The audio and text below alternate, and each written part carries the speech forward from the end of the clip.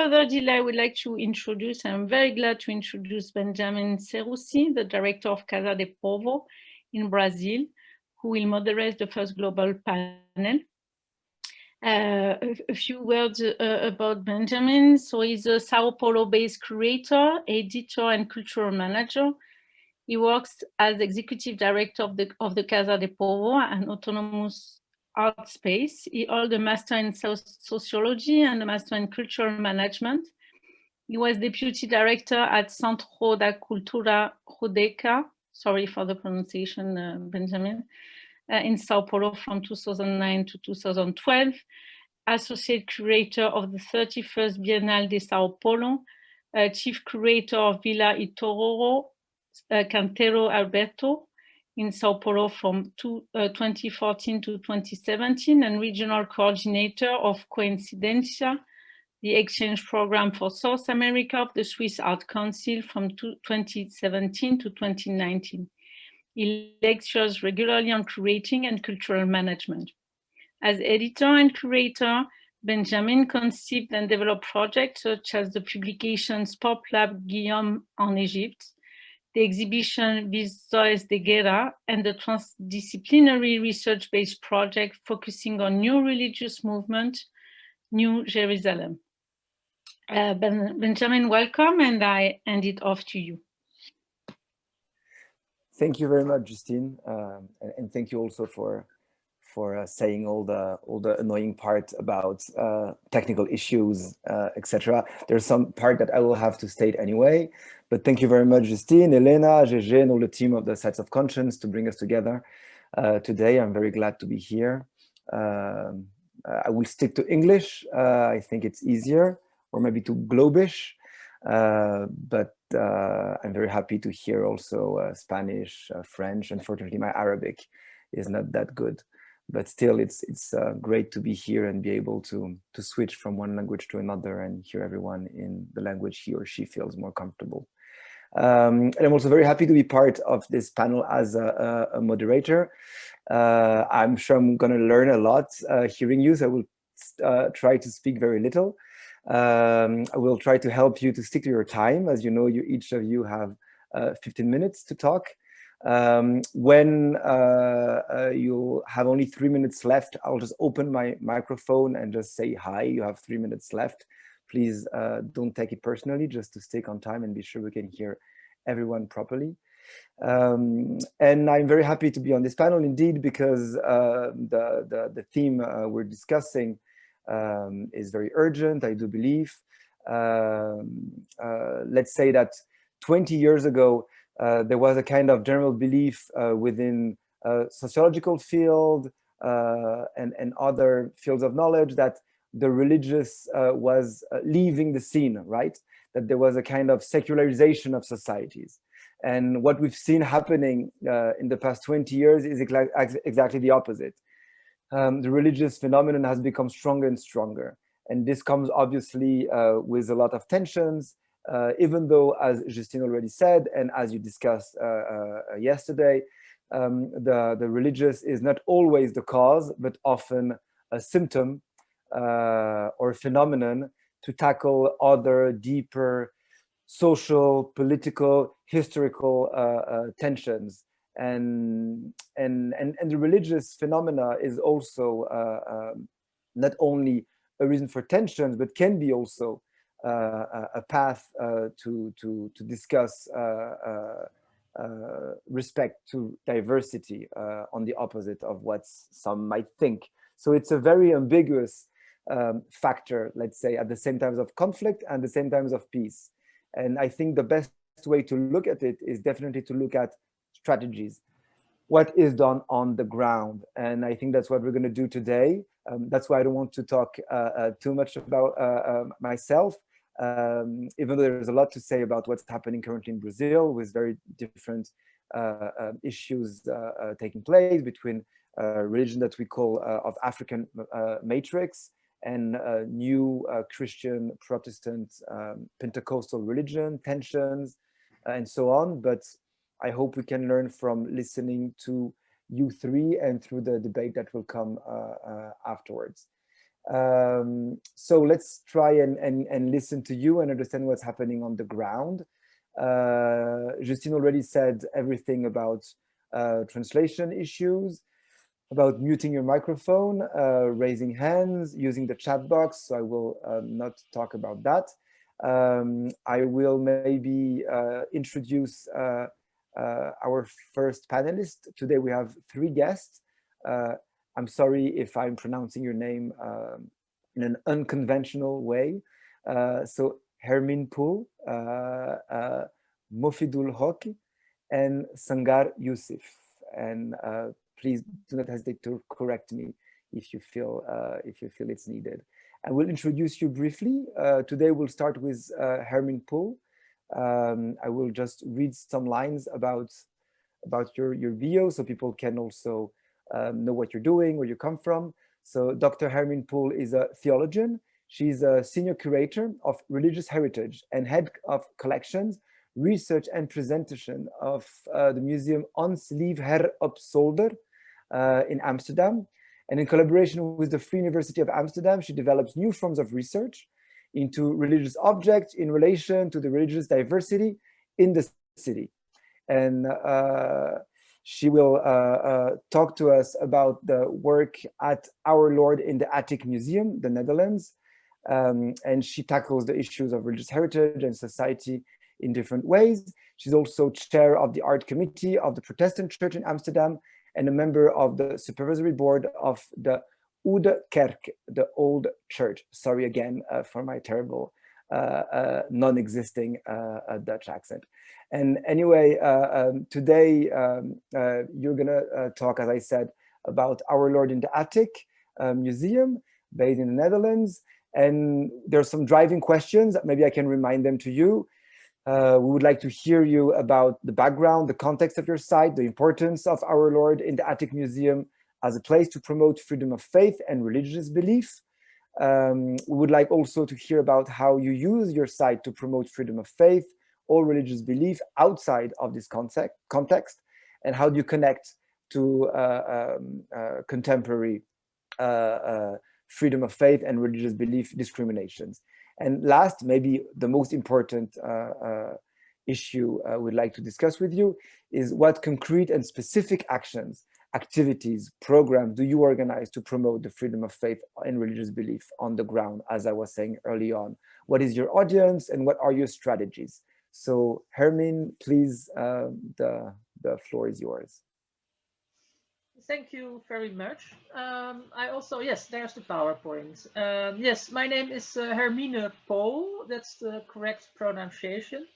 And I am the head of research and curator of Museum Our Lord in the Attic in Amsterdam. I'm very glad that I can be here. It's great that we can share and exchange our work, ideas, and practices. In the next 15 minutes, I will first tell you something about the historic situation in which Museum Our Lord in the Attic originated, and why this place, this site of conscience, is important to highlight freedom of faith and religious belief. Then I will talk about the strategy and choices that our museum has made to put religious tolerance on the agenda in a multi-religious but also very secularized city like Amsterdam. Finally, I will give some examples of the programs for young people that we have developed and our research project on religious existence and diversity in the city in the past and present. Museum Our Lord in the Attic is a historic house, a site-specific museum. It is a rare, well-preserved kennel house, a unique place of awareness in the oldest part of Amsterdam, the birthplace of the city. We are located on one of the oldest kennels, a few hundred meters away from the first church of Amsterdam, the Oude Kerk, the Old Church. What makes this house so specific and special is that you can't see on the outside of the house that there is a church inside. No church bells are sounded. The churchgoers has to enter the building in a small alley and climb narrow stairs to reach the church. In addition to the historic house, we have since 2015 a new and modern house for exhibitions, for workshops, breeding grounds and lectures. Slide Hermine, 2, please. Yes. Sorry to interrupt you as you're breathing and swifting to slide 2. The translator is having a little issue to hear you. Can you speak a little bit louder or close the microphone? We can hear you properly, but the translators are having some issues. Okay. Do I have to speak slower? No, they have trouble listening, in fact. So if it could be a bit louder, I guess. Yes. Just louder. Thank you. Slide 2, please.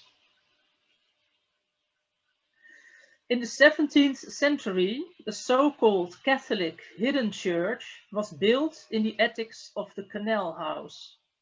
In Amsterdam, Catholics were no longer allowed to practice their faith in public from 1578.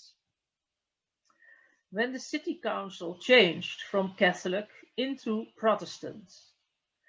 This alteration meant that all Catholic churches, monasteries and chapels were seized.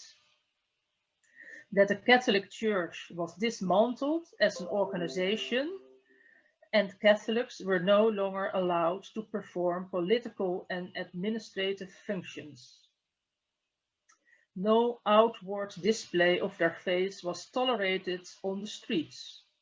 So no processions or funeral processions and no recognizable clothing for priests or monastics. For more than 2 centuries, Catholics had to hide their faith and identity. Slide 3, please.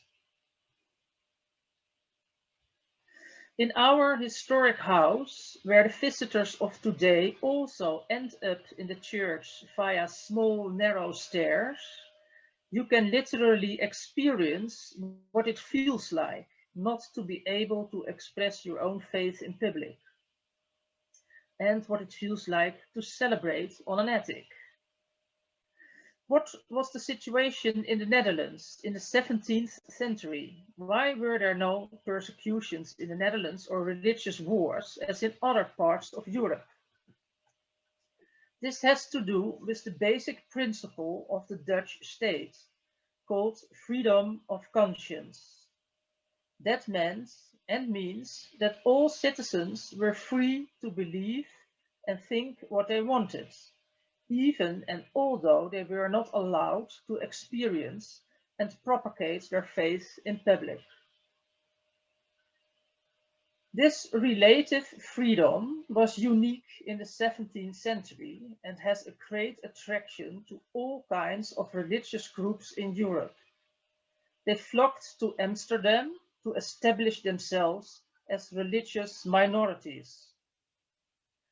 On the face of it, this seems like a tolerant situation, but is it really? If people tolerate each other, but do not really accept and respect each other, and do not give each other the freedom to experience their faith in public and in their own specific way, what does tolerance really means?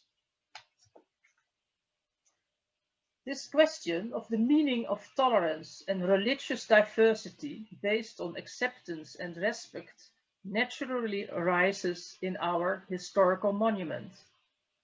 The visitor can feel the emotions of a hidden sacred place. But we, as a museum staff, we asked ourselves, is it enough to dwell on the historical situation because we have a historical monument? What strategy can our museum develop to be relevant in the present day and in present day Amsterdam? Slide 4, please. Amsterdam is more than ever a city with many different religious and cultural groups. Religious and cultural diversity is a given in Amsterdam schools, in particular in schools for vocational education and training. That is why Museum Our Lord in the Attic focuses on young people in this form of education. In that group of students, religious diversity is great. They live daily together with major differences in their cultural and religious backgrounds. However, that does not mean that they are without prejudice, that they don't distrust each other's faith and cultural identity more or less. In Dutch society, a lot of school children have a secular background. They are a majority. These children have little understanding of religion in general or of the faith of their fellow students who are Muslim, Jewish, Christian, Hindu, Buddhists. In Dutch society, political issues and events do easily resonate in school classes. Everything what happens in the Middle East easily reinforces the contradictions between young people in schools and citizens in the town. We can't deny that this is happening. Although everybody in Amsterdam always frames our city as a very tolerant city. How can we reach a young generation and align our historical monuments with their experiences? What are our best practices in recent years? Freedom and religious tolerance are important themes that every young person thinks differently of. That is why we have developed the program Voices of Tolerance. The program focuses on young people's own experiences of freedom, tolerance, discrimination, and prejudice. Through conversations with influencers, workshops, and performances, young people speak out about themselves and about each other. The starting point is always a visit to our house church in the attic of the historic house. In this program, we also have developed teaching materials for school. One of the voices of tolerance and later teacher and workshop supervisor of the first hour is Gershwin Bonifacia, a poet and spoken word artist. He taught young people to articulate their ideas and feelings through language. He is now the city poet of Amsterdam and a very important role model for young people of color.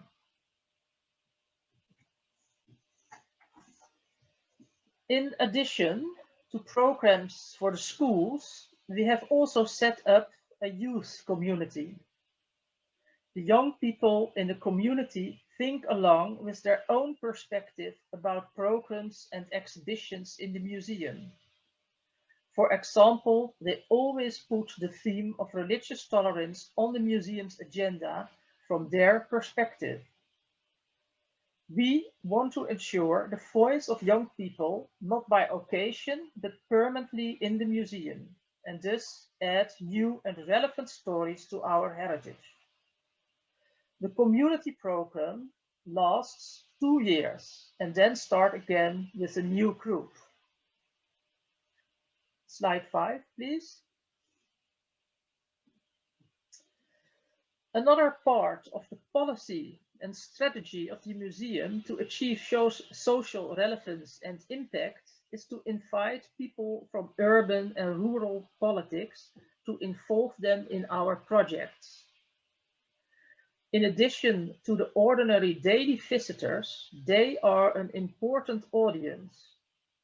We invite them to talk to the young people and listen to their stories and look at the creative work they made in cooperation with artists and influencers.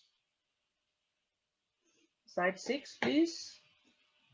Hermine, you have 5 minutes to go, just to help you on that. Yes. A good example of the community's contribution to an exhibition is the exhibition A Jew, a Christian and a Muslim, made by the Israeli graffiti artist Eran Shakin. Slide 7, please. As a part of the exhibition, the young people, led by Eran Shakin himself, designed a wall of tolerance, full of graffiti art of their own hand. One of Eran Shakin's works is now being exhibited in the public space of the town hall, thanks to the presence of local politicians at the opening ceremony of the exhibition and of the Wall of Tolerance. This sculpture, A Jew, a Christian and a Muslim, will be exhibited in the museum's outdoor space on the street, where a lot of tourists and inhabitants of Amsterdam walk by. All the products of the community and the Voices of Tolerance program are filmed and posted on YouTube and our social media. Slide 8, please.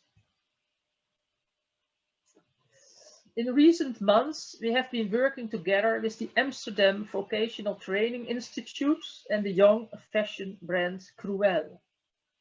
By doing so, we created unique internships for students of the fashion design program. The interns are supervised by founder and designer William Ampovo, who himself graduated in 2019. Together, they work towards a special fashion collection inspired by the museum and the 19th century costumes from the Rijksmuseum that are temporarily set up here. Their theme is freedom, identity, and gender equality. In this way, they create a clothing line that is opposite to the dress code of the 19th century churchgoers in our church in the attic. The clothing is now manufactured in Portugal.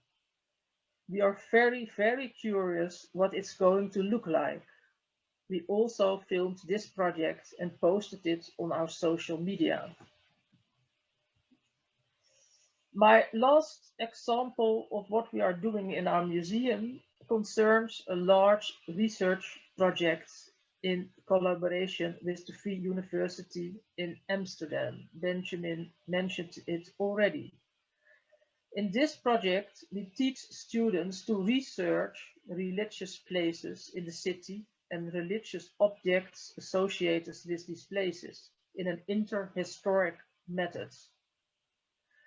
Their research data will be housed in a geographical map of the city, so that the relations between the religious groups become visible. The research project and the geographical map will be ready in 2025, when Amsterdam celebrates its 750th anniversary.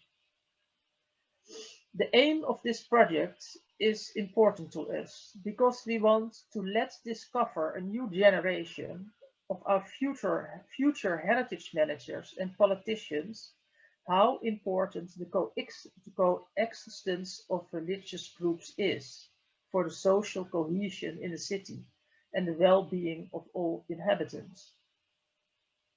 With all our educational projects, we want to show that it is possible to embrace religious and cultural diversity, to respect each other and live together in this beautiful city. And last but not least, how important it is to learn from each other. Thank you very much for your attention. Thank you, Hermine, and thank you for the presentation, and thank you for keeping time. And it's also very much interesting, this look on not only the contemporary issues you're tackling, but the way you manage to connect them to the history of the space, and to help people feel it bodily, right, by looking at the hidden church and so on. So thank you very much. And now we're going from the Netherlands to Bangladesh. with Mofidul Hoki. I'm also very sorry about the pronunciation of your name. I'm gonna present you briefly, Mofidul, who's from the Liberation War Museum. He's the founder trustee of the Liberation War Museum. And Mofidul is also the director of the Center for the Study of Genocide and Justice, where he advances his vision of peace, both nationally and globally. He is the key organizer of 6 international conferences on Bangladesh genocide and justice, the last one being held recently in Dhaka in November 2019. Mofidul is also an author and social activist. He has written more than a dozen of books on sociocultural study and history, and has been awarded with the Bangla Academy Literary Prize and the Ekushe Padak National Award. He directs the Oral History Project of the museum, which has accumulated more than 60,000 eyewitness accounts of history. And the project is also has a peace education component, and he's involved in promoting justice for genocide victims and the concept of peace and tolerance in society. And the driving questions that we asked Mofidul to answer, thanks to his 15-minute presentation, are the following. How do you use your site to confront and to address factors conducive to violation of freedom of faith or religious belief? And how do you adapt to new challenges, for example, the rise of extremism? And what concrete and specific actions, activities, and programs do you organize to promote freedom of faith and religious belief? And what is your strategy, especially targeting the youth? So Mofidul, the floor is yours, 15 minutes. And once again, let's say in 10 minutes, I'll just say hi to be sure you can keep your time. Thank you and see you in a bit. Thank you, Benjamin. It's a tall order, but I will try to justify what is expected from me. And I will focus on our national history, our local reality. And I think that we are in different space, but we are facing a common challenge. And we feel very strongly that although we are going through a very troubled time, as has been said, that the religious fanaticism, extremism is on the rise, but we in Bangladesh feel that history is on our side, and that's what I would like to explain, and also locate the Liberation War Museum in this context. So the next slide, the first slide. It is in 1947, the 200 years old colonial rule came to an end when the British left the subcontinent. But as they have followed the policy of divide and rule, they have divided the subcontinent into 2 countries, India and Pakistan. And that division was done on religious count, on religious lines. So that's the core problem which we are facing during the colonial domination. And we inherited that with the emergence of Pakistan in the background of a very bloody Hindu-Muslim riot and conflict, and Pakistan emerged, declaring itself that it is the homeland for Muslims of India. Next slide. Yeah. And so that's the beginning of Pakistan with 2 wings. You can see in the map. These are the Muslim majority areas of Indian subcontinent. And these 2 wings were formed together to have a single state with 1,000 miles difference in history, culture, language, identity, but united only by their common religious majoritarian religion. And I sometimes say that it is like you are making a single country with England and Greece because they are both Christians. You do not look into all other differences. Next slide. So this is how Pakistan started, a state with 2 wings, and religion was used by the Pakistani authority, which was situated in western part, and they used religion, the Islam, as a tools of oppression. And in the name of common Muslim identity, Muslim nationhood, Pakistan denied all the other cultural, linguistic identity of different community in Pakistan, and especially the Bengali people, who formed the majority of the population, but whose Bengali identity was denied. And so it was the domination of the Bengalis culturally, politically, and economically. And that's how the journey started. We, as part of the Pakistan in the eastern part, the Bengali majority people. Next slide, please. So the 24 years of Pakistani journey, the Bengalis, right from the beginning, they started to resist. And that resistance was based on their linguistic national identity. And the first resistance emerged in 1952 when the state language of Pakistan was declared as Urdu, the language of the Western population in Pakistan, but the language of the majority population, Bengali, was denied. They said that Urdu is close to the Islamic identity and that will be the state language. So that eruption in 1952, we have this language movement day, 21st February in 1952, and that's the beginning of a new journey. And that day now has been declared by UNESCO as the International Mother Language Day. And that is the day when everybody try to uphold their own mother tongue. And we think that our struggle has got a greater recognition through this International Mother Language Day declaration by UNESCO. So the Islamic State of Pakistan was challenged by the struggle and emergence of secular Democratic Republic of Bangladesh, which came into existence in 1971. And we highly cherish these facts of history that we, being a Muslim majoritarian country in Bangladesh, we opted for a secular republic. And that has been very much part of it is the respect for other language, and also that we belong to a national identity, and that identity actually embraces all other religion. And this poster, we think it is very valuable part of our history. It was published by the government in exile during the struggle, and it proclaimed that the Hindus, the Christians, the Buddhists, and Muslims of Bengal, we are all Bengali. And so it's a different kind of nationalism, not the type of nationalism we find in many other countries. And it has a great significance with what we are trying to achieve.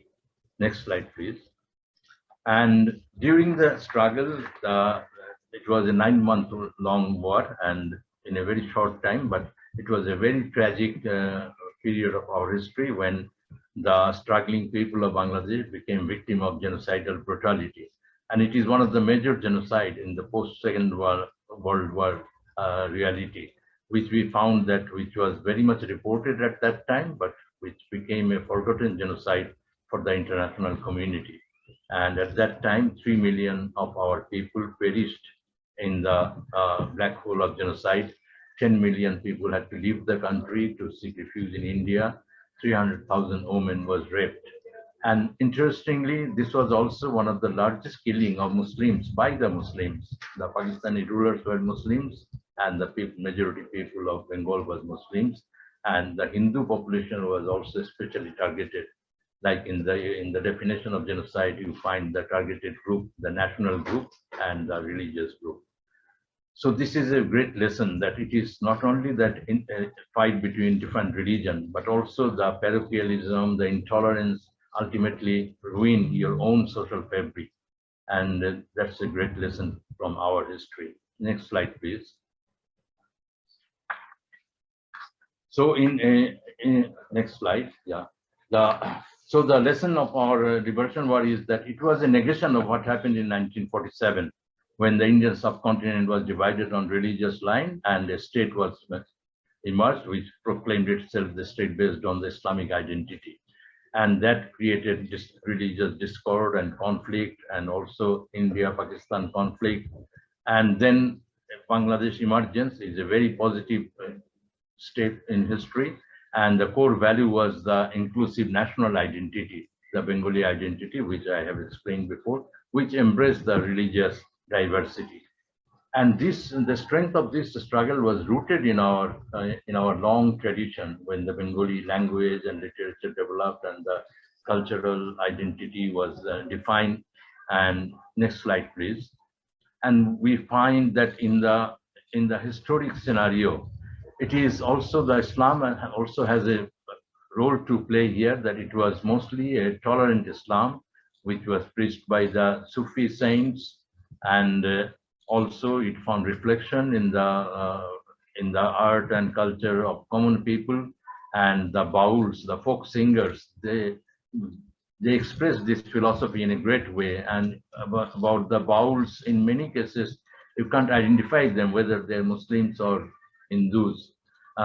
They also move beyond this religious identity. And this is a great strength of our Bengali cultural tradition. And the poet Rabindranath Tagore, who received Nobel Prize in 1930, is another example of such syncretistic expression of culture. Another very respected poet, our national poet Kazi Nazrul Islam, is also part of this cultural heritage. Next slide, please. So I will just go through the history in a quick succession, that when Bangladesh emerged as an independent state, it embraced as a core philosophy the four principles, which was also embedded in its constitution. The four pillars are our Bengali national identity, secular philosophy, secularism, democracy, and social equity. And this found great reflection in different festivals or different kind of cultural expressions. This is a Bengali New Year celebration at an open air field in early morning. And such things has greatly also inspired and involved the younger generation and people at large. So this is the way we started our journey, but we soon faced difficulties. Next slide, please. And first challenge came when the father of the nation was brutally murdered in 1975, and the group in the army, in collaboration with the religious fundamentalist forces, they actually became part of the ruling coterie. And that was a denial of our history, our cultural heritage. And then internationally also, there was a new development with the 1973 Arab-Israel war, which resulted in petrodollar economy, and the new wealthy Arab states, they started investing in different religious groups, and also started funding the religious school, theological school, the madrasas of very different nature started to crop up in Bangladesh. Next slide, please. Mofidul, just to let you know, you have around 4 minutes to go, just to give you a position. So the international situation also became complex with the first and second Afghan war, when jihadis were given the support by the Western political powers, and also many people in Bangladesh also joined these forces. Then we know the 9/11 has changed the scenario completely. And in that background, we see the rise of militant Islam in Bangladesh, and also the act of violence they have done, which has actually ruined many of our social fabric. Next slide. And so it is a struggle in Bangladesh, which we found that we have strength in our history, and also the secular liberal forces, they continued this struggle, and a sort of national alliance was formed for liberal tolerant society. And in this backdrop, next slide, please, I will go for our museum, which was established in 1996. So we started the journey in a small way, but then we could build a new museum in 2017. And the museum tries to uphold this core value of history, which we try to explain before you, that is promoting the secular liberal values through the museum display, through various programs. So next slide, please. And we have many kind of programs. We have published two poster series, one on Universal Declaration of Human Rights, another on the world as a village, which is actually to show the diversity in the world, how many people belong to which religion, which nationality. We observe 2nd October as World Nonviolence Day with interfaith dialogue, and music is also very much part of our celebration, with young musicians singing traditional Sufi songs and new music. Next slide, please. So we have this oral history program also, where we have this mobile museum. We have now 2 such mobile bus, and it goes to different schools with this message, and also encourage the students to collect the eyewitness account of their senior members of their family. And we have now more than 60,000 of such accounts. And that also reflects in many ways the liberal religious perspective that is rooted in Bangladesh. Next slide, please. So the new program that we want to do now is to create digital content for the secondary schools promoting religious tolerance and harmony in line with the curriculum and the textbooks. This we are thinking we can introduce from the next academic year, starting from January 2022. Next slide. So the lesson learned is that religious intolerance and incitement violence is very much country specific, but it has regional and international dimension. And in recent decades, actually, and in recent years, we have found that it is becoming a great menace, the hate campaign that is being generated in the social media. And sometimes it is a very organized effort, and this is actually polluting the mind of the young people and social psyche. And the struggle against religious extremism, we think that it requires a local approach to look into the local root, local tradition, how we confronted it in the past and how in the new way we can use it for our present struggle.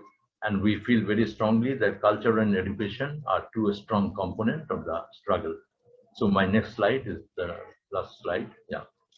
And so the way ahead is promoting the culture of peace, strategy to counter online hate campaign, giving more emphasis on interfaith dialogue, and global alliance to confront global crisis. And that's what we have to say in this global dialogue and exchange of opinion. And we think that we together we can actually confront this, because we feel very strongly that history is in our side, and that is why Bangladesh has emerged. Otherwise, we would be in the great mess that 1947 created. Thank you for listening to our story. Thank you very much, Mofidul, for this presentation, and also for keeping up with optimism that history is on our side. I think that's very, very helpful and useful. And it's very interesting also that you end your presentation dealing with the new threats, hate campaign on social medias and fake news and so on. There's a saying in English that says that lie has short legs, right? But it seems that it runs very fast. And it, even if it has short legs, it spreads very fast, and it takes a lot of time to build a counter narratives to fight them back, and this specifically seems to be an issue for the younger generation, who very much get information through these social media. So it's very interesting to look deep into your history, but also into these very recent and contemporary challenges. So thank you again. And now I'd like to introduce, sorry again, Sangar, if I'm mispronouncing your name, Sangar Yusuf from Iraq, from the Peace and Freedom Organization. Sangar is the Executive Director of Peace and Freedom Organization and a lecturer at the University of Saladin, Erbil. He holds a BA in Sociology from the University of Saladin and an MA in Sociology from the University of Cincinnati in the United States. He considers himself as a researcher and human rights activist. His work focuses on minorities and diversity in education, peace building, and social cohesion, violent extremism, the Iraqi civil society organizations, workers' rights, and freedom of syndicates. He has published several researches on the national and international journals, and today he will talk about the work he's developing. I'm just going to quote once again some driving questions that were asked to him. If he could explain the rationale, the background of the project Musawat, engaging youth from Iraq, Palestine, and Lebanon on freedom of religious and belief. We'd like to hear a lot about this project, but also the main objectives of the project and the specific activities conducted as part of it to combat the violation of faith or religious belief. And last, also, Sangar, how do you engage the youth specifically? And maybe there's some connections here with what we just heard. What kind of strategies do you develop, and how also do you work regionally since there's a regional dimension of the project, right? We talked about Iraq, Palestine, Lebanon, etc. The floor is yours, 15 minutes, and I'll do the same horrible thing. I'll interrupt you after 10 minutes just to help you to know where you are regarding time. Thank you, Sangha. Benjamin. Hello, everyone. Thank you for the organizers of this event, and I'm very glad to be here to present our project. We call it Musawat, which focuses on freedom of belief and religion in 3 countries in Middle East, which are Iraq, Lebanon, and Palestine. So before I talk about the project itself and its objectives, I would like to talk briefly about the context of the let's say the reality of freedom of belief and religion in Iraq, and why such kind of let's say project is important. This project is kind of a long-term project, and we have been implementing this project with 5 other organizations from these 3 countries with support of the Ministry of Foreign Affairs of Netherlands.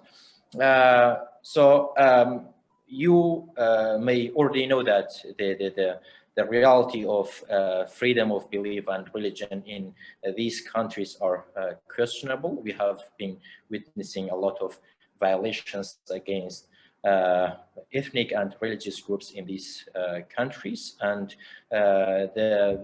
over the past few years we saw how radicalized groups and terrorist groups like ISIS, controlled some territories in Syria and Iraq, and how they affected other countries. So in the context of Iraq, because I'm more familiar with the context of Iraq, we have a lot, and in other countries, even in Lebanon, in Palestine, there are a lot of problems with the guaranteeing of the right of the religious groups.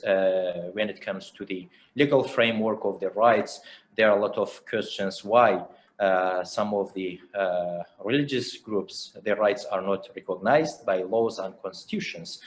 Taking the Iraqi constitution as an example, even though it was a new and it is supposed to be more democratic, constitution, there are still a lot of, I would say, gap when it comes to protecting the rights of religious groups. For example, there are a few religious groups that have not been mentioned. Their names are not mentioned in the Iraqi constitution, for example. And within the laws, there is no particular law to protect their rights, even though a draft law have been proposed by the Iraqi parliament, but it has not been issued yet. So there are a lot of efforts to push pressure on the Iraqi parliament to issue this law to guarantee the right of minorities.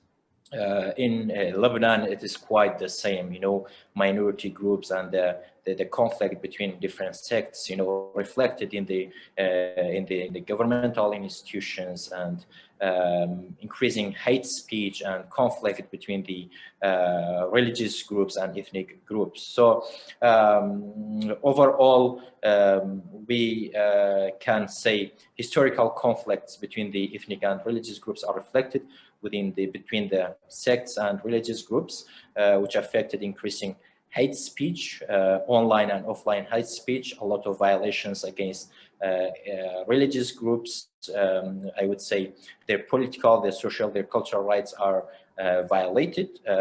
We have been tracking and documenting a lot of violations taking place against I would say religious groups. For example, in Iraq, their holy sites have been destroyed while there's no, I would say, strategic action plan.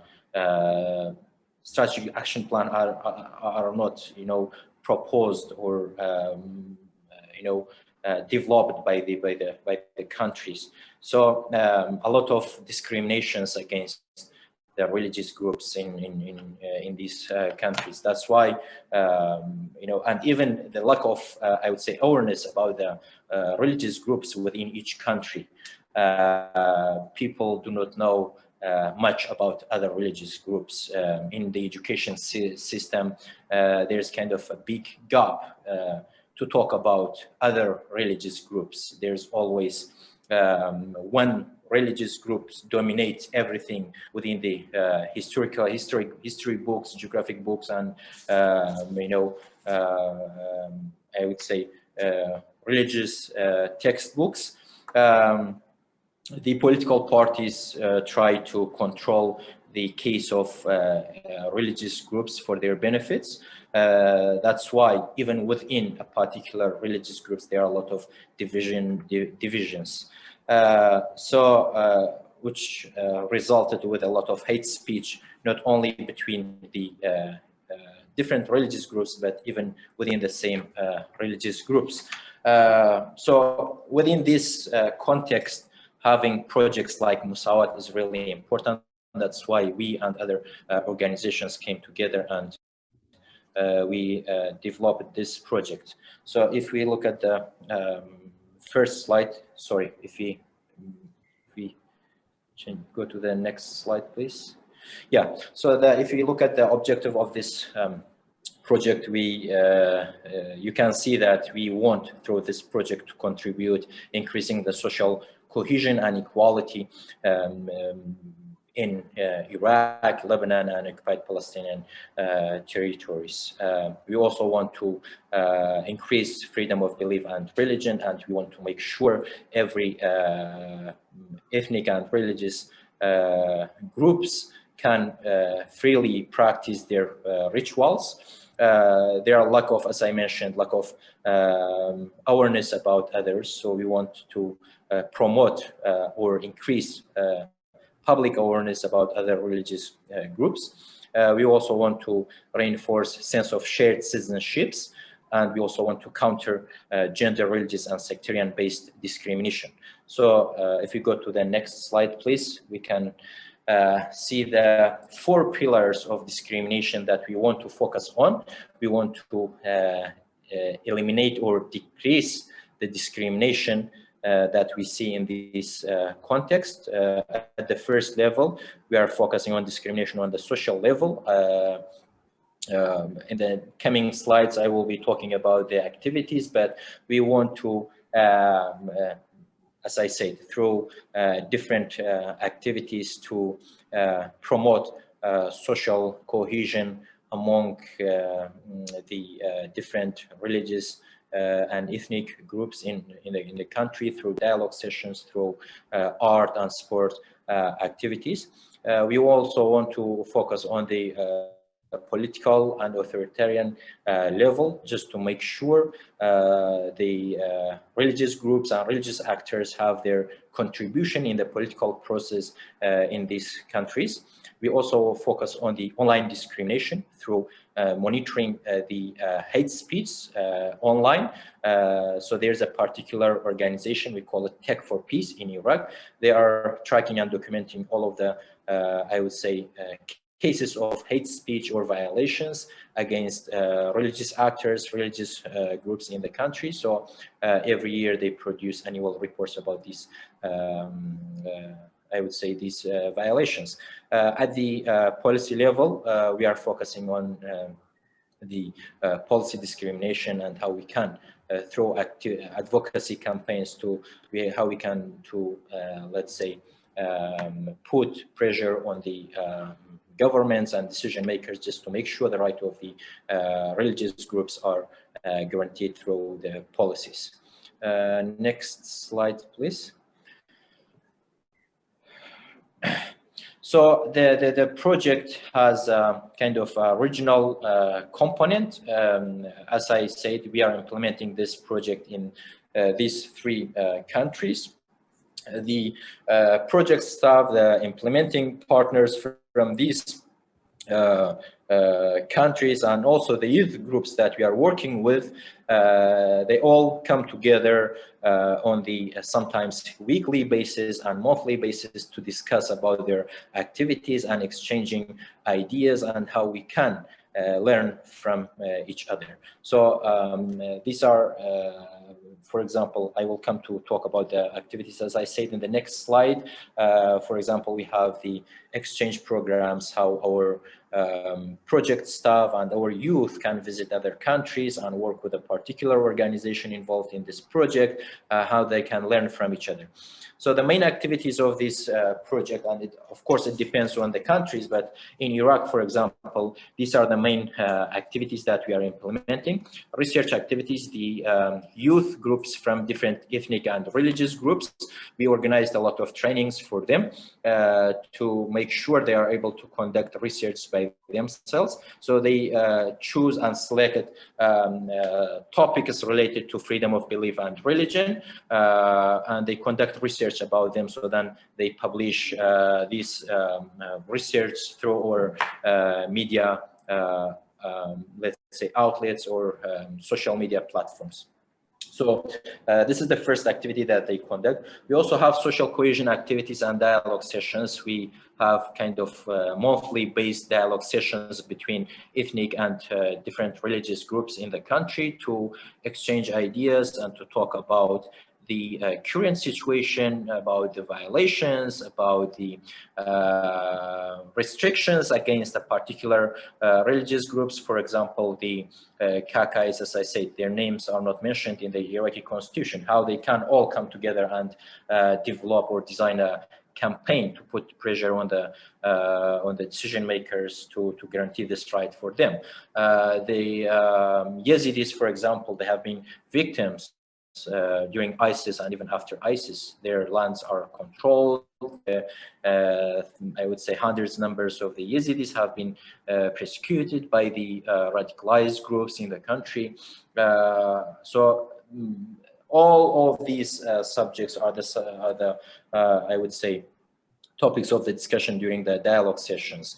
And there are a lot of dialogue sessions between these groups and the, I would say, local authorities, how they can, let's say, support these youth to be active role players within their communities, raising awareness about other religious groups in different communities. We are also monitoring online hate speech. We want to target those who are spreading hate speech, and we want to we always organize, I would say, dialogue sessions as well with the religious leaders, with the academics, just to make sure they can all come together and together counter the hate speech. We also have advocacy campaigns at the local and national levels, as I said, to put pressure on the decision makers to guarantee the rights of different ethnic and religious groups. We also have summer camps. We invite youth from different components, from different geographical areas. They come together, they stay with each other for 3 or 4 days in a particular place. We organize a lot of activities like watching movies and discussing about the content of those movies, reading a particular research, reading a particular book which talks about freedom of belief and religion. They also have field visits to holy places to see, how these places, the history, to know more about the history of these places, how these places are protected. As I said, we have regional exchange programs. Youth and project staff, they visit those countries. For example, our colleagues from Alif organization from Lebanon, they have a plan to come to Iraq next month and stay with us for a week, talking to the youth to see what's going on here, what we are doing, and what they are doing. So just to learn from each other.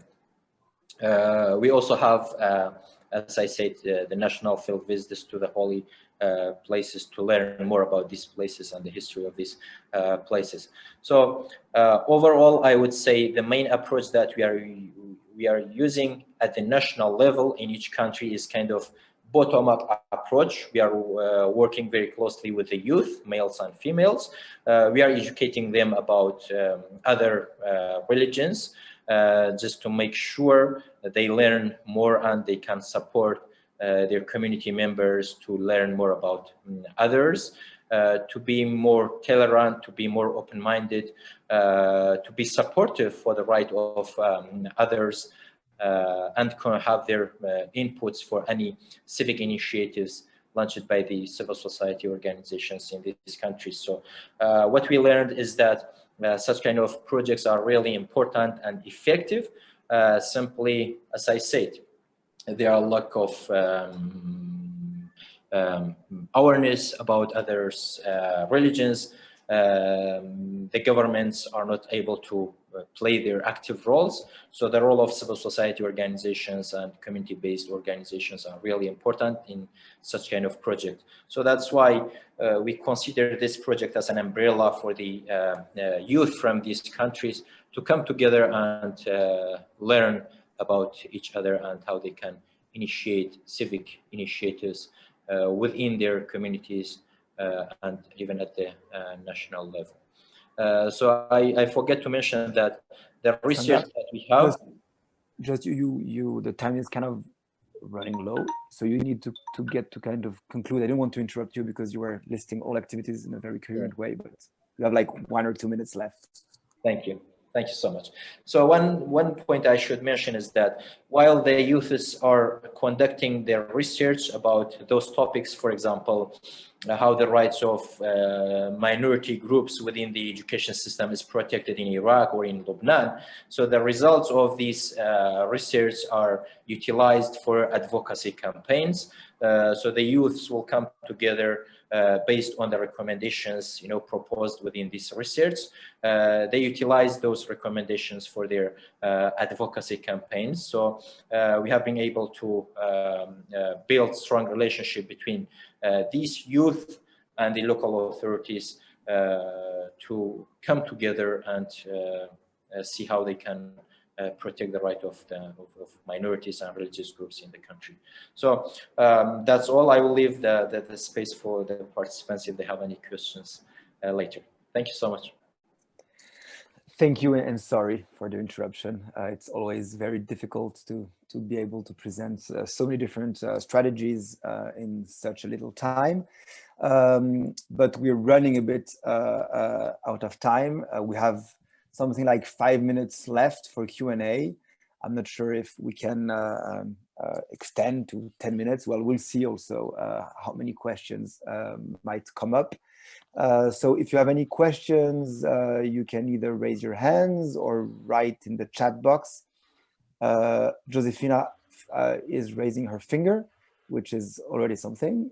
So yes, and if besides Josefina, since we have very little time, I thought we could maybe round up a bunch of questions. So Josefina will be the first in the row, but is there anyone? I cannot see everyone, so you can, when I'm saying raise your hands, it means to use the small reaction icon on the on the right-hand side, on the bottom right-hand side of your screen. Anyone else would like to ask a question besides Josefina? No. So let's start with you, and if someone comes up with another question, we'll make a last round. Otherwise, I'll come up with some questions anyway. So Josefina, please. Muchas gracias. Thank you very much. First of all, and before introducing myself, I just wanted to congratulate you, Benjamin, as moderator. You've done an excellent job, as well as to all three presenters.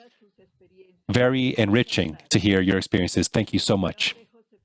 My name is Josefina Perdomo Rivera. I am from Colombia, and I belong to of course, the International Coalition of Sites of Conscience and the Colombian Network of Sites of Conscience. I am the founder and director of an organization called Mujer Misterio de Amor que da vida a la vida, and I belong to several interreligious groups on the academic and social levels, and of course the religious levels. So my question is the following. I'd like to know from each of you, from the three panelists, what has been some of the supports and also some of the rejection that you've seen from religious leaders and from governments in your projects and initiatives? Thank you so much. Thank you, Josefina. Muchas gracias. I'm going to ask also Sylvia to ask her question. She's raising her hand. So we can have these two questions. Then we'll check also if the questions were clear. Otherwise, we'll ask, because maybe translation, some things can be lost in translation. So Sylvia, por favor. Thank you, Benjamin. I also want to echo Josefina and thank the three panelists for your presentations. I think they were, my dog is agreeing as well. They were really strong, and I think they gave us a really good sense of how each of your institutions from your different contexts are promoting religious tolerance. So thank you. And thank you, Benjamin, again, for being a top moderator. My question goes to Sangar. Sangar, it's really nice to meet you. You mentioned dialogue as a tool in the work that you do. As you know, the Sites of Conscience, we very much work around the use of dialogue. So I will be interested in hearing a little bit more about how do you conduct these interfaith, interreligious dialogues in the community. Thank you. Great. Anyone has another question, or we can give it back to the panelists? I see that Hermine already opened her mic, so I guess that she's ready to answer. Oh. And then let's follow the Mofidul and Sangar. Let me know, Hermine, was it clear, or you would like Josefina to repeat it? Yes, can you repeat the question, please? Josefina, can you do that, please? Is it possible? Oops. Sí. Con mucho gusto. Yes, I'm happy to repeat the question. And maybe I'll say it slowly in case there's an issue with the translation. I wanted to ask each of the panelists, what has been some of the support that you have received from the various religious leaders? What kind of support have you received from them, and also from your respective governments? And also, what kind of difficulties have you had from these same people, that is, religious actors and also governments? So basically, what kind of support and what kind of rejection have you seen from your various religious leaders in seeking religious diversity, and also from governments? I'm not sure if the question was clear now. I think it was. Anyway, yes, it is. So there's this question for all three of you, and then Sylvia's question for Sangar about dialogue as a tool. So Hermine, can you start? Then Mofidul and Sangar. Yes, the situation in the Netherlands. We receive a lot of support from religious leaders. We are a small museum, but everything what we are going to organize with other people and with religious leaders, they are always coming and always very serious in answering questions and in religious dialogues. The same is with a lot of politicians. They all want to score. How do you say? They want to be involved in religious diversity and in diversity in general. It's a top issue in the Netherlands. All our boards and committees in museums and in the cultural landscape has to be cultural diverse and religious diverse. So from the government and from religious leaders, everybody is convinced that it's a very important issue.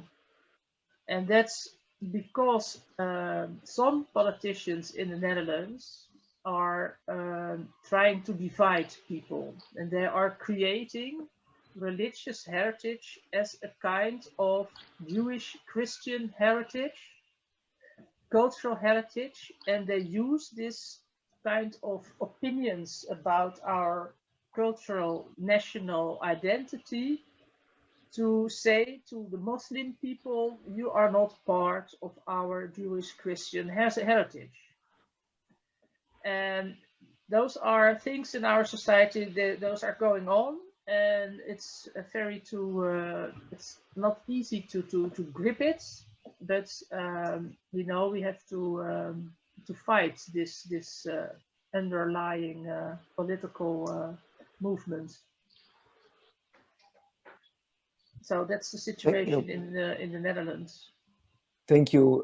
Mofidul, can you talk a little bit maybe about these questions, the relationship with governments, threats and support, and also with religious leaders? We started our journey, as I said, in 1996. That was the 25 years after our independence. And at that time, the society and the politics was very divided. There were different interpretation of history. Who has what claim on history? It was very divisive. And we decided that we will uphold the history through documents and facts and will not impose any narrative.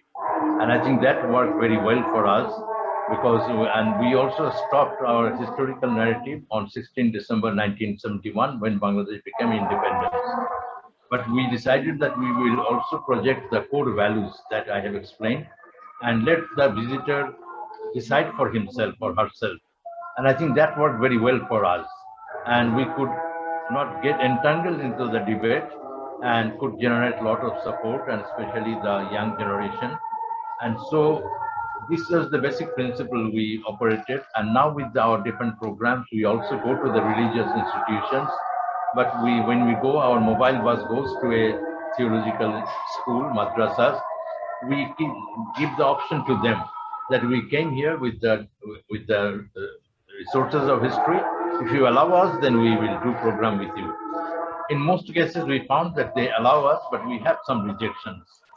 And recently, there was, with the rise of the militant Islam, with the influence of IS, which has become a super-state authority, there were groups which have created many violent attacks. And we were really afraid whether our museum will also become a target. But fortunately, it has not happened. Although some of us has been personally been targeted, but nothing serious happened. Because over the time, the museum has earned recognition as an institution of national importance and also got international recognition. I think that played a positive role, that we have not faced much problem. And with the government, we want to keep a distance, but also we want to be partners. And that continued with the change of government. Now we have a very supportive government, but we are trying to build up our own strength so that we can operate in spite of the government support or without their support. So I will say that it is different from what is the situation in the country, because people has embraced the museum as an institution of their own. And that's why we are in a better position. But nationally, the situation is very fragile and very complex. Thank you very much, Mofidul. And Sangar, you have two questions for you. Yeah, thank you so much, dears. Regarding to the first question, like the supports and difficulties. So from the religious leaders, I would say they are kind of divided. We are getting more support from the religious leaders of the minority groups, I would say, simply because we are working to include them for everything. We are kind of having our efforts for their rights. I mean, it's not, it doesn't mean like we are not supporting the right of the majority, but you know, the minority groups, the religious minority groups, they are more open for our, I would say, calls wherever we need them, whenever we need their support. They are more open compared to the majorities, I would say mainly Muslims. So the Muslim religious leaders, they are divided. Some of them, they are really restrict. They are to some extent radicalized. They even don't like such kind of projects, while we want to include, you know, the other religious groups. Those, I would say, radicalized leaders, or those who are very restrictive, are those who have only one interpretation for religion. So that's why they don't accept others. So this is something that we have been experiencing. Like, you know, we are not even able to you know, lead to or go to some of the religious leaders and ask for this for their support to participate in our activities, because we all already know that they are rejected. So this is first. But on the other hand, there are other religious leaders among the Muslim communities. They are really open-minded. They welcome such kind of initiative and they are supportive. They come and they participate in our, I would say, dialogue sessions. They participate in our conferences. They come to our summer camps and they give speech. They give lectures. So this is the difference between the religious leaders in these different, I would say, religious groups. And even among a particular religious groups, for example, among the Yazidis, you know, they have a particular situation after 2014, you know, they are the victims, I would say. Thousands numbers of the Yazidis, they were persecuted by ISIS, and the ISIS kidnapped their girls, their, you know, women, and now they have, I would say, children from ISIS fighters. So now there are a lot of discussions how the Yazidi communities accept these children while their fathers are, you know, ISIS fighters. So there are some religious leaders, they don't accept any dialogue sessions, you know, to talk about those issues, because they say, no, at all, we don't accept, you know, any initiatives from the civil society organizations working on such kind of issues. So I would say in every religious group, there are some supports and difficulties, but overall, I would say we can see more support from the minority religious groups.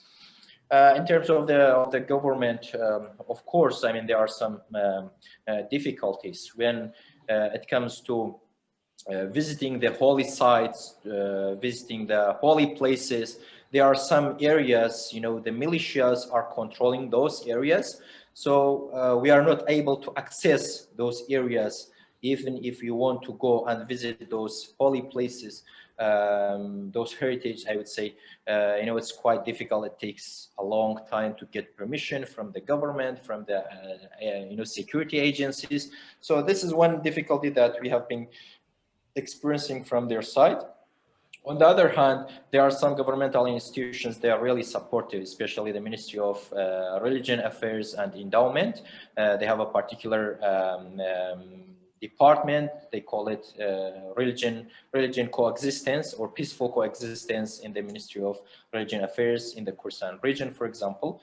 So they are really supportive. They always, you know, invite us for their activities. We invite them, they come to our activities. Whenever we conduct research, they provide source of information. They participate in our focus group discussions, interviews, and they come to our conferences. So there are a lot of supports from that regard. But again, sometimes we want to rebuild or renew some of the holy places in some areas. The government, the local authorities are not supportive, especially because of the conflict between the Shi'i and Sunni, and sometimes the, you know, Shi'is are controlling those governmental institutions. They don't want such kind of initiative. So there are some difficulties there as well. But overall, I would say we are quite fine, and we get more support. The only problem, I would say, is the security issues, and sometimes the political parties, you know, they want to utilize everything. So I can mention, I don't want to talk too much, but I want to mention one point. We had a meeting in one of the provinces, we call it Anbar, in central part of Iraq. They were a group of youth. We invited them for a summer camp. So one of the tribal leader, who was Sunni, he came and he wanted to control those, you know, that activity, and, you know, make a propaganda for himself, how he can gather youth and talk about, you know, democracy and those stuff. So this is the answer for the first question. The second question about the dialogue sessions. I mean, we have, as I said, we have monthly dialogue sessions. We always invite religious leaders and members of different religious groups. They come and they participate in our dialogue sessions, sometimes online, sometimes offline. So most of the time we choose a subject, for example, how the right of the religious minority groups are protected in the Iraqi laws, for example. So we invite people from different religious groups, and they come. Everyone talks about their their opinion, and they give recommendations. So then the outcome of these dialogue sessions, most of the time we produce reports and we post on our social media and media outlets just to raise awareness about those issues. Sometimes we invite victims of a particular case. For example, Yazidis, as I said, they are victims, how they were their rights were violated during ISIS. So we invite someone from Yazidi community, and he or she comes and talks about here or their stories, and we exchange ideas about providing more support for such kind of cases. Sometimes we choose a particular subject about how the right of minority religious groups can be protected in the religious textbooks in education system in Iraq. So we invite academics from different backgrounds, and they give their opinions about it. So these are the main idea about the dialogue sessions. But most of the time, as I said, we produce reports after the dialogue sessions for raising public awareness about the issues. Thank you, Sangha.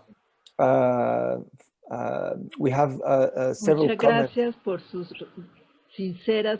Thank you very much for your sincere answers, and I congratulate you because you are paving the way in a very real way in a very tumultuous and confrontational world because of fanaticism and fundamentalism, religiously speaking. So thank you all very much. I want to encourage you to continue forward, because I do believe, and I'm very much convinced, that these smaller efforts in the four corners of our world, those are the ones that can lead to a friendly planet that, just like Pope Francis said, is everyone's home. Thank you so much. Gracias, Josefina, de las palabras. And we're running out of time, but there's one little question. If maybe Hermine, you can answer it like in 2 minutes, which is from Godefroy. I'm going to read it for you. Basically, he's asking you if you can just pinpoint at one achievement that made you pretty satisfied regarding the work of Our Lord in the Attic about religious tolerance. One achievement, and if you can answer that in 2 minutes, it would be amazing. Yes, I think I'm very satisfied with the achievement that we managed to reach out to the group of youngsters in vocational education and training. And that's special because a lot of museums are always focusing on high educated groups, young groups and students. And we choose 5 years ago to ignore that groups, because all the museums are for that groups, and that we wanted to reach to the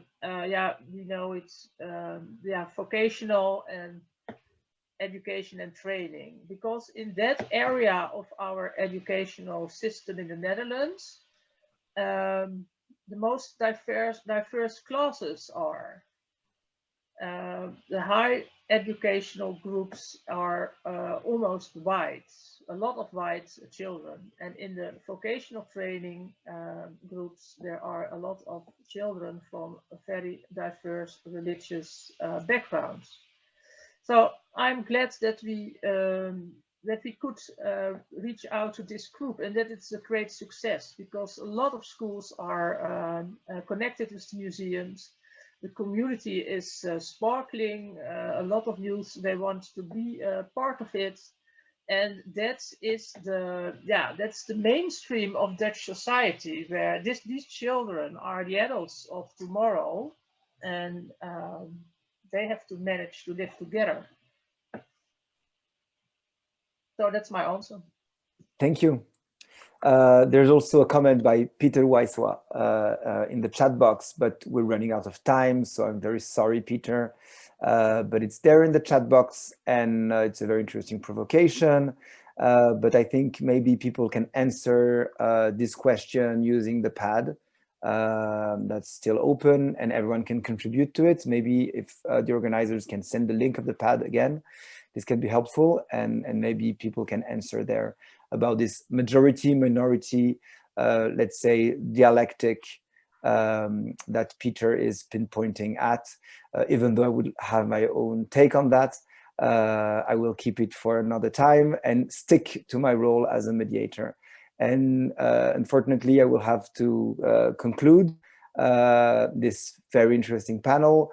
We managed to travel across the world.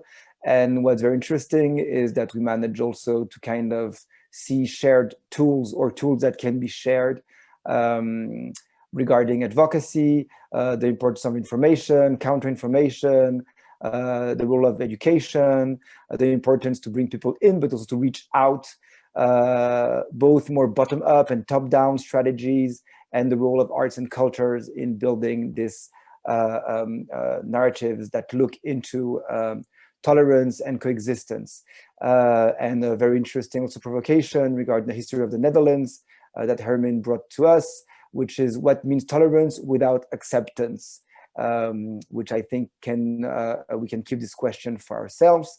And to conclude, I'd like to have a final maybe opening questions that we can also try and answer in a different context later on.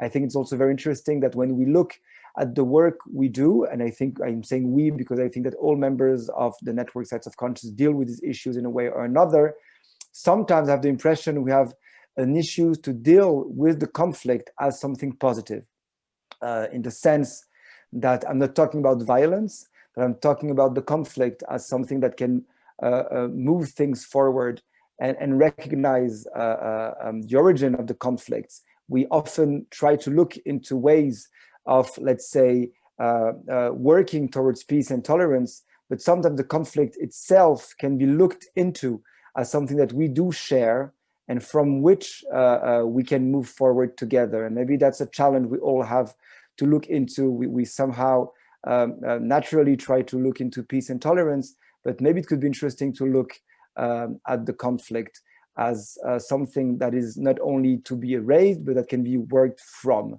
And I will end up this conversation with this provocation.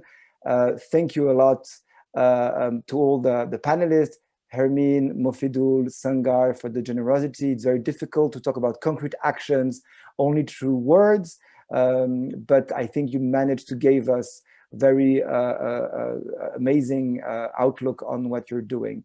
So maybe, I don't know, Sylvia, Justine, if you want to have an ending word just to say goodbye to everyone.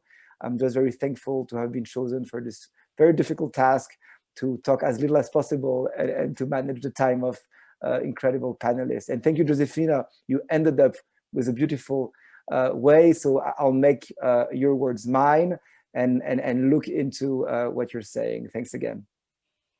Thank you, Benjamin. It's always a difficult task, but you did it brilliantly. So thank you very much.